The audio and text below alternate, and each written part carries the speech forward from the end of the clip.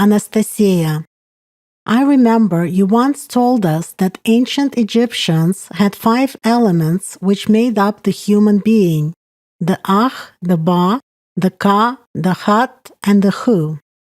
I recorded this knowledge in the book Sensei Part 4. It's amazing how people reacted to this information. But then my reaction was quite similar in my time.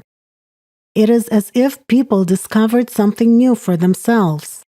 Despite the fact that records of the ancients about this have reached our times, many readers have not considered the concept of the soul precisely in such context. The impression is that the knowledge exists, but the key to it was lost in time.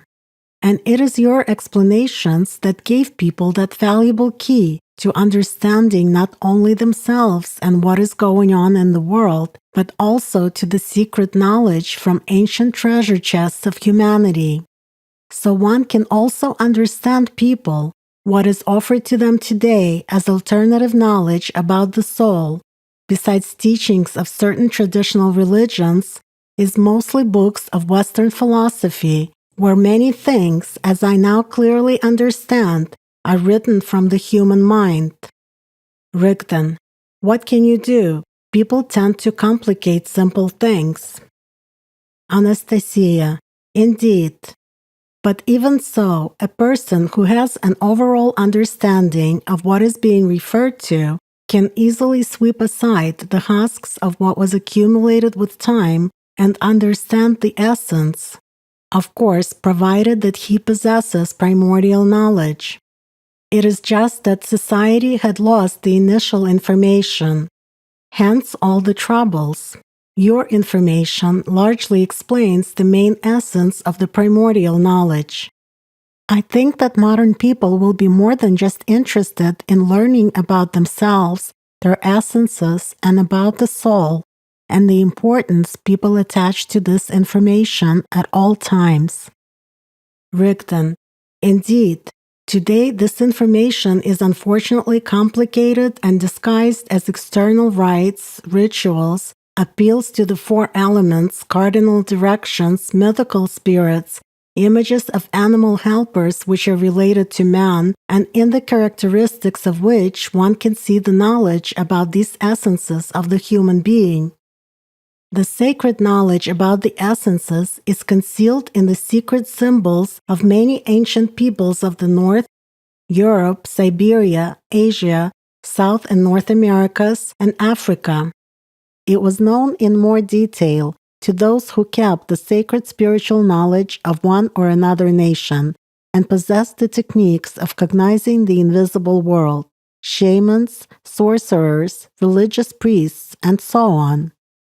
For example, the shamanic mythology, the shamanism of North Asian peoples, including the Buryats, the Altai people, the Mongols, which is closely intertwined with ritual ceremonial practice, has preserved the following notions. For instance, viewing a shaman as a being of ambiguous nature, half man and half bird, or a creature in the likeness of an elk, bear, or a Manchurian wapiti. There are also mentions of the shaman's zoomorphic doubles, the main one of which is called Matsvera, that is, the mother of beasts. Anastasia, Matsvera? I wonder, where does this name come from? Rigden, first of all, according to the mythology of the peoples of North Siberia, for example, the Evenks of the stony Tunguska, the Ural, the Ob, and the Yenisei river basins, the universe is presented in the form of the feminine principle, the great mother of the world, the progenitress of all living creatures, the mistress of the universe, and the mother of animals. It was believed that white shamans, while making their astral journey to the higher heavenly world, passed the ways of all the worlds of the universe to get the fullness of their magical power, but they received its main part only from heavenly mistresses. Thus, they were endowed with the creating power from above, or using our language, with the power of Allat, which was given to them by the heavenly mistress of the world. Secondly, in the past, it was mostly women who possessed sacred knowledge of the invisible world, because by their nature, they feel the invisible world in a more subtle, intuitive way. The mystery of creation, of the birth of new life, is connected with the woman, with the feminine principle. In other words, in ancient times, the spiritual, sacral knowledge was kept and passed down to future generations, mostly by shamankas and not by shamans. Later on, it is women who were considered to be stronger than men in mastering the shamanic practice of altering the state of consciousness. Scientists have already discovered a lot of ancient female burial places, together with different cult objects, decorated crosses, mysterious symbols, ornamented amulets, and special ritual items. There are many known ancient stone drawings and sculptures of girls with flowing hair, the third eye in the forehead, and certain signs indicating sacred knowledge. Take even the 4,000-year-old findings in Russia, for example, on the banks of the Yenisei, the Lena, the Angara in Siberia, or the pictograms of the cliffs of the ancient, the planet's deepest lake, Baikal. Thirdly, the human soul, which was linked to the higher worlds, was usually called the Mother's One. The peoples of the north, such as the Yakuts, for instance, have still preserved interesting mentions.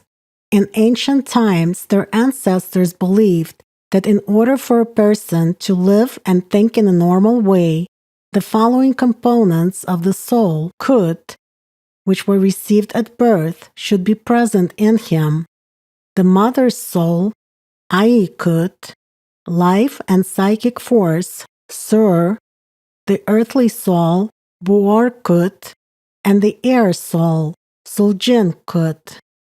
It is considered that after the death of a person, the mother's soul and psychic force, sur, return to their creators. The earthly soul goes to the earth with the ashes, and the air soul dissolves in the air. At that, for the shamans, each of these souls receives special upbringing and a special incarnation. Anastasia. Amazing. It's a pity that few people pay attention to the archaeological and ethnographic research of those peoples of the world that are small in number, because, as it turns out, they have preserved the same knowledge that can be found in today's hyped-up religions and modern beliefs. You were just telling us about the peoples of North Russia, and I remembered that I came across some interesting information on this subject in research papers. For example, the Yakuts had a special attitude towards certain animals, the ritual worship of which is related to the idea of a dying and resurrecting beast. The latter was revered by the northern peoples in the form of either a bear or a whale. It was believed that God of knowledge, Bil-Chan, lived in the seventh heaven. Furthermore, the Yakuts had the ritual of making a nest of the child's soul. That is, a special nest was built on a special tree with 8 trunks for the future soul of the child. Shamanic mythology had the motif of the world creation from an egg. There was a notion of the soul as a bird, about the human fate after death, about God's gift, Kutsur, which you mentioned and which determined the entire life journey of man, and also many other things from the knowledge which I'm already aware of thanks to you. Most notably, they assigned an important role to the sign system in the form of special ornaments on the clothing, adornment, and magic items. They regarded it as secret knowledge, just like other peoples of the world. As for the 4 essences, as you've said, the Yakuts also had the notion of the shaman's spirit helpers. Rigdon. Well, not only the Yakuts, but other peoples have mentions of this as well. In particular, that at shaman's disposal, there are spirit helpers, which in those same ritual chants are called the force, the sweet, the army. They often appear in the form of animals, fish, birds, or spirits which travel to another world for the purpose of performing some action. They negotiate with other spirits, enchant, and fight spirits of sickness. They prophesy, obtain the sought-after object, and so on. The knowledge about the four essences can also be found in symbolical schemes. For example, in elements of shamanic clothing, according to which, figuratively speaking, just like according to elements of military uniform, one can determine the shaman's rank, the level of his astral feats, and so forth. For example, in the foothills of the Urals, the most common composition patterns on the elements of ritual clothing and the sacred images of the Permian shamans are birds, the front essence, reptiles, the back essence, two mythical creatures of almost identical nature, the lateral essences, and shaman himself in the center. Moreover, on the lizard's body, they would sometimes draw 7 fish, emphasizing, among other things, the connection with the water element, dimensions, and also the memory of the acquired information. It should be noted that only adult people were depicted standing on the lizard, that is, ones who already had a past. 2 mythical creatures were usually drawn on each side of the shaman. In some cases, this was a direct indication of the right and the left essences by means of using traditional elements, meaning the animal nature, cloven hooves. Much later, the lateral essences began to be depicted in the form of 2 animals or people with axes, knives, arrows, and weapons in their hands. In other cases, notations were directly opposite in function, of heavenly mistresses of the world who combined elements of a female body and a female elk, a revered sacred animal. It was believed that their power could transfer the shaman to other dimensions, including the higher ones. Sometimes the symbol of Allat, a crescent with horns pointing upwards, was placed on such images, believing that this way the shaman additionally increases his power. Later on, because of the desire to bring the lateral essences under their command, so to speak, for earthly purposes, these concepts began to be intermixed, which can be traced from images on various archaeological artifacts. Similar information about the 5 elements of the human being can also be found in other parts of the world. It is present in different religions and beliefs, even in such syncretic religion as Voodoo, from the Greek word synkresis, meaning union, and synkretismos, joining, in this case meaning the union of different religions into a single system. This religion, thanks to mass media, has been hyped today around the world one-sidedly, and in a negative way at that. So most people associate its representatives with black magicians and sorcerers. Voodoo appeared on the island of Haiti, located in the Caribbean Sea, which separates North and South Americas, among the population whose ancestors came from West African tribes and had been brought to the island by force as slaves. So, according to the sacral views of inhabitants of Haiti, the architecture of the human spiritual essence consists of 5 components, namely, the physical body. This is an echo of the knowledge about the right essence. The spirit of this body granted by the great serpent named Dambala. This is an interpreted echo of the knowledge about the left essence. A special channel which connects the human being with his star in the sky. This is an echo of the knowledge about the back essence. The big kind angel, meaning life force in their understanding. This is an echo of the knowledge about the front essence. And the little kind angel, the soul. This is an echo of the knowledge about human center. At that, these 2 angels are regarded as the most important parts of a human, and it is about them that believers worry the most. even typical death is not as scary for these people as the prospect of, due to actions of black magicians, forever losing their soul, or turning into a wandering spirit, or becoming a weak-willed zombie which carries out a sorcerer's orders. After all, they believe that if a sorcerer succeeds at capturing the big, kind angel, he deprives the person of life power and the person fades away. As for depriving of life power, this is, by the way, an echo of the former knowledge about actions of the kanduk. In the Voodoo religion, there are also deity characters which are traditional for the African mythology, such as Legba. He personifies the east and the sun and is considered to be an intermediary between the world of the mortal and the world of spirits, guardian of the gate to the underworld, thanks to whom communication between people and spirits takes place. One of his names is the Master of Crossroads. According to the Dahomey mythology, Legba is the seventh son of Mawulisa, that very head of the pantheon of gods that I have already mentioned. Anastasia, was it when you were telling us about 72 dimensions, the spiral, and the Dahomey mythical serpent Aidohuedo, which while acting as a servant, carried this god Mawulisa in its mouth during the act of the world creation? Rigdon, yes. The myth mentions that Legba alone knows the language of Mau and the languages of his brothers, each of whom was given a special language by the supreme god. Legba informs Mau about everything that takes place in the kingdom of his 6 brothers. Anastasia, in other words, this points at 6 dimensions, the information structures that interact between the dimensions, and the cohesiveness of work of the 4 essences when a human explores the higher dimensions.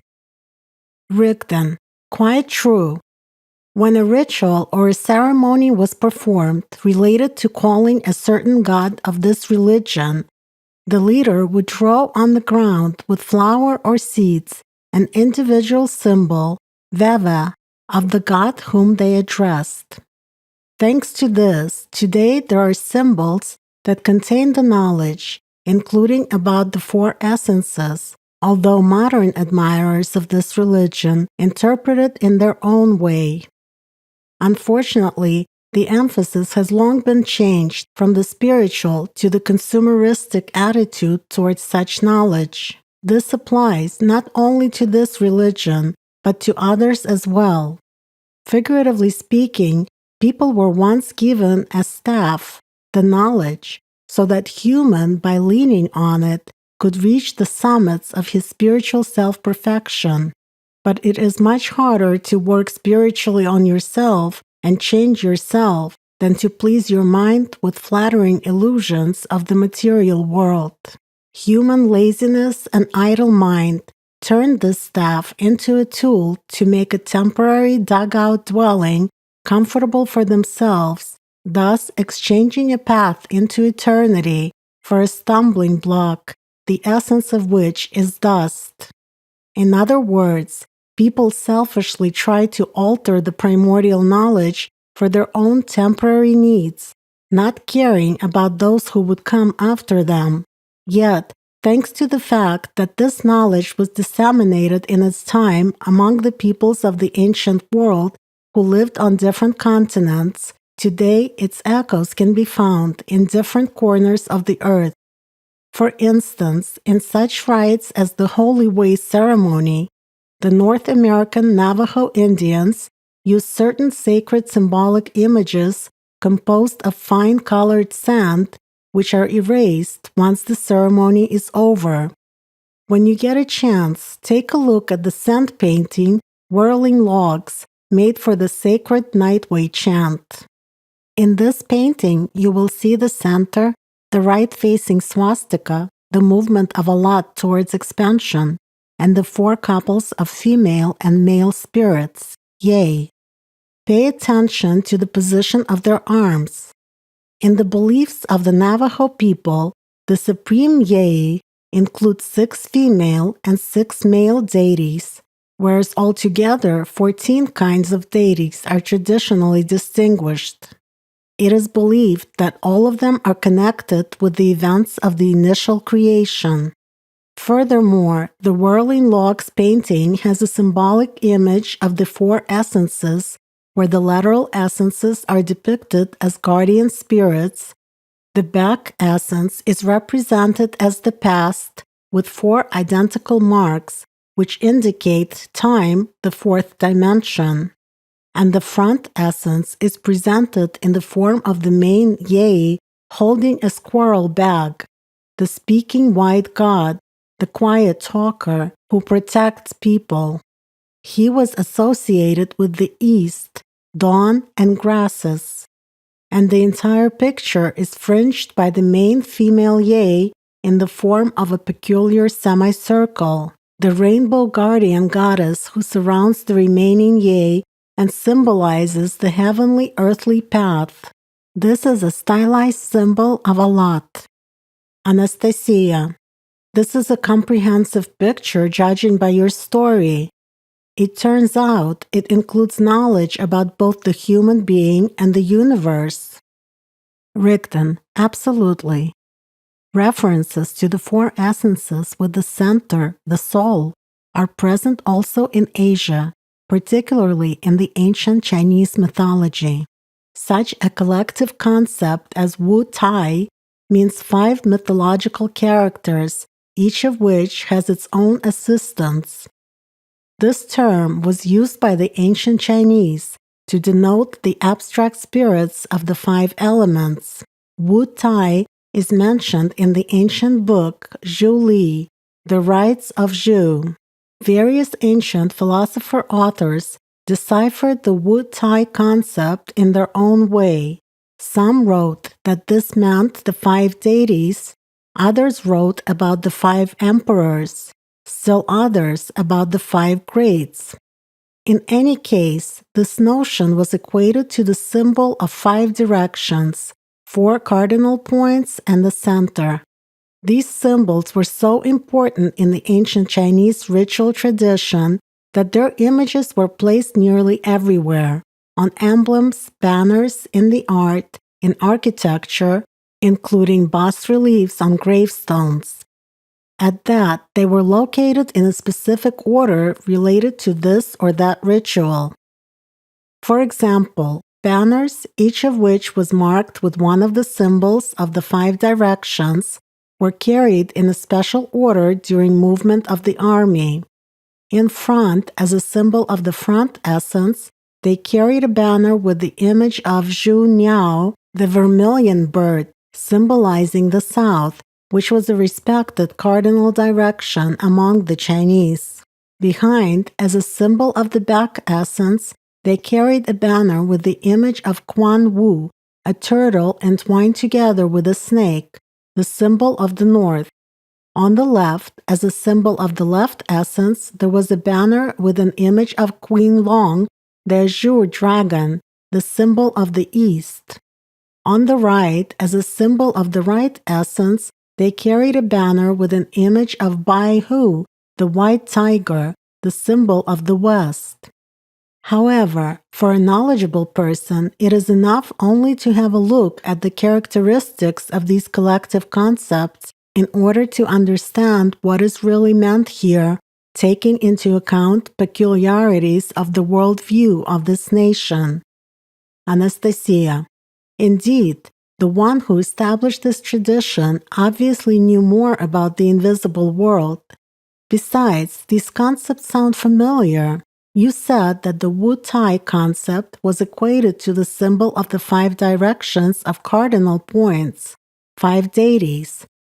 Incidentally, isn't Quan Di, the Yellow Emperor, the 5th sovereign, the center of these 4 cardinal directions, 4 deities? Rigdon. Absolutely. Huang Di, or the spirit name Han Shu Nu, he who has swallowed a rod. The embodiment of his spirit is Unicorn Kuai Lin, a symbol of the center. Anastasia. In essence, this is a prototype of designation of the soul, the center in the invisible human structure, and an indication of its connection with the front essence, the symbol of which was the unicorn. Rigden. Let us take a closer look at the characteristics of these characters. Huangdi means not only the yellow emperor, but also the shining, light-emitting sovereign. This symbol of the center was actually regarded as the supreme heavenly deity. He was depicted with 4 eyes and 4 faces. This tradition started as far back as when the ancient Chinese shamans, during sacred rituals, put on the corresponding 4-eyed mask. Why was specifically a 4-eyed symbol depicted? First of all, this is related to the conditional designation of the 4 essences. Secondly, this is because while doing certain meditative techniques, a person obtains a so-called all-embracing vision of the visible and the invisible worlds, a simultaneous vision of everything that happens around him, and sometimes even in other dimensions. Such capabilities are not available for the normal human vision in the usual 3-dimensional world. But should a person alter his state of consciousness, and obstacles to his inner vision disappear. Anastasia. Yes, this vision is impressive, especially when you're just beginning to perceive the invisible world from such an all-embracing perspective. I remember that 20 years ago, when our group was only learning these practices, how this first experience astounded me personally. It was quite different to observe processes and to experience that totally unusual feeling of such an inner visual perception. Yet even more impressive was the capability of getting an all-embracing view of any object, both about its outer and inner structure, as well as of the related information with which this object, had been in contact. By the way, you've just reminded me where I first learned about this character, Huangdi. A long time ago, while telling us that the human being had to learn to think the right way, you mentioned the ancient medical treatise Huangdi Neijing. Rigden, I remember.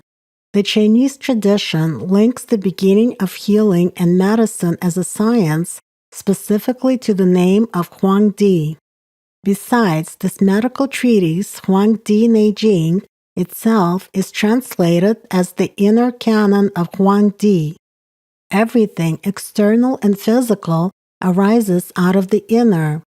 Incidentally, legends say that Huangdi's supporter named Zhang Jia, Fuxi in other versions, invented hieroglyphic writing, that is, sacred writings and signs.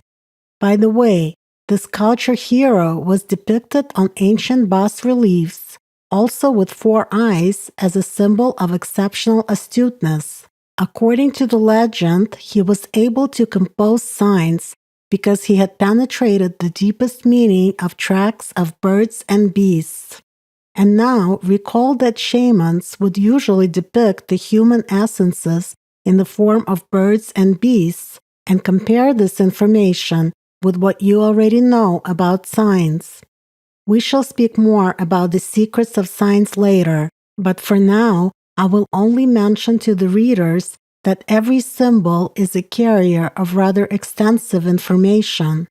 Besides, there are special signs that can have specific influence, but the majority of modern people know nothing about them, despite the fact that such signs are present in abundance in society.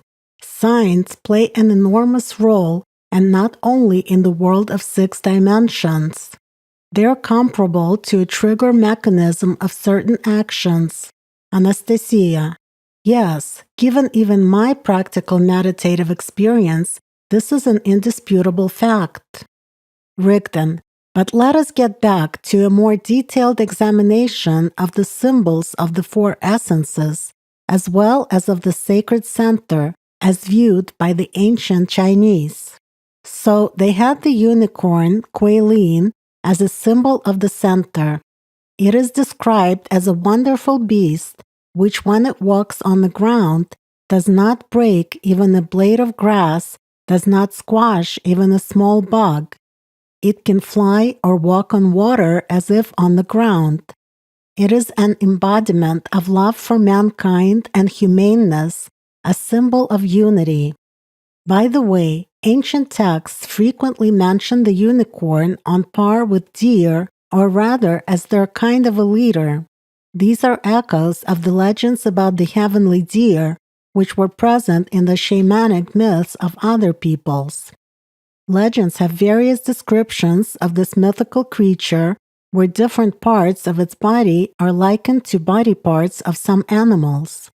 But all this is just a characteristic, indicating the structure of the four main essences in which this center is enclosed.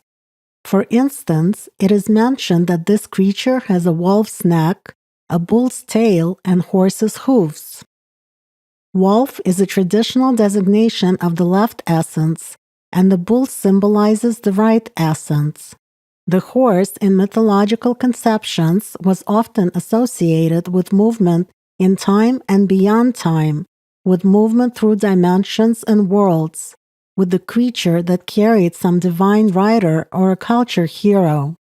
The horse's hooves here symbolically indicated not only the functions of the back essence, but also the lateral essences, the animal nature, which when under appropriate control and when switching their operation mode, played the role of active helpers that connected with other dimensions and worlds. The Qilin was believed to be a combination of yin and yang forces, Qi, the masculine principle, and Lin, the feminine principle. Taoist legends mention the immortal riding unicorns. All this is a figurative comparison of the knowledge that was disguised as myths, in particular, the knowledge about the invisible structure of a human, his spiritual component, and the real capabilities of knowing the invisible world. Next, a hidden symbol of the front essence in ancient China was Chiai Tai, the sovereign of the south, whose personification was Zhun Yao, Zhu Cao, meaning the vermilion bird. It was compared to the wonderful Chinese king bird Feng Huang, referred to as the phoenix bird in the West. This wonder bird was an embodiment of the feminine principle in contrast to the dragon. It was considered to be a messenger of the heavenly sovereign, was personified as the wind deity, associated with the solar, sun symbol of nature, and an embodiment of the love for humankind. According to the legend, it lives in the Eastern Kingdom of perfect people. Its appearance was a sign of the onset of peace and prosperity. Legends have it that the immortals fly on this bird. But again, knowing the characteristic of the front essence and its interconnection with the invisible world, it is clear why the myth about this symbol was described exactly from this perspective. A hidden symbol of the back essence was Heidi, the Lord of the North, the Black Sovereign, that is the spirit called Saguan Chi, which means a record of harmony and light. Now recall the functions of the back essence. It is the keeper of information and is responsible for tunneling. The Sovereign of the North was connected with the water element. Interestingly, a turtle entwined together with a snake, Quan Wu, was considered to be an embodiment of Heidi's spirit. This symbol was declared taboo. Generally, it should be noted that the turtle, just like the snake, occupies a special place in the Chinese mythology. It is associated with myths about the universe and the earth as the material world. The turtle is believed to embody the entire universe. The form of the turtle, with its dome-like upper shell, is associated with the ancient Chinese image of the universe, a round sky, while the flat lower shell, plastron, is associated with the flat square earth. In other words, with the sacred signs of the circle, the heavenly world, and the square, the earthly material world, which the ancients knew long before this associative image had appeared. It is no coincidence that when translated from Chinese, Quan Wu means dark belligerence. The thing is that the turtle's upper shell, the heavenly world, just like its lower flat shell, the earthly world, was associated with armor. Wu means belligerence, while color, Quan, is black with a tint of red. The latter served as an association with the invisible world. In fact, such an ancient image of the turtle entwined together with the snake meant a struggle in the invisible world between the heavenly forces. The convex upper shield of the turtle's shell, carapace, and the forces of the material world represented by the animal mind. The turtle's flat lower shield of the shell, plastron. All of this was taking place in the unified universe with a spiral structure, coils of the snake entwined around the turtle. It is no coincidence that later a character who was called Quan Wu, the Black Warrior, appeared in the Chinese mythology and had a corresponding emblem. He was often depicted with a beautiful face, hair flowing down to his shoulders, in a black robe, with a belt decorated with jade, with a sword in his hand, standing barefoot on a turtle entwined with a snake. Each element of the image served as a symbol of particular spiritual knowledge. It is the latter, the spiritual knowledge and service to the will of the spiritual world, that personified true belligerence. In folk tradition, the image of this warrior was revered as a deity that casts out evil spirits.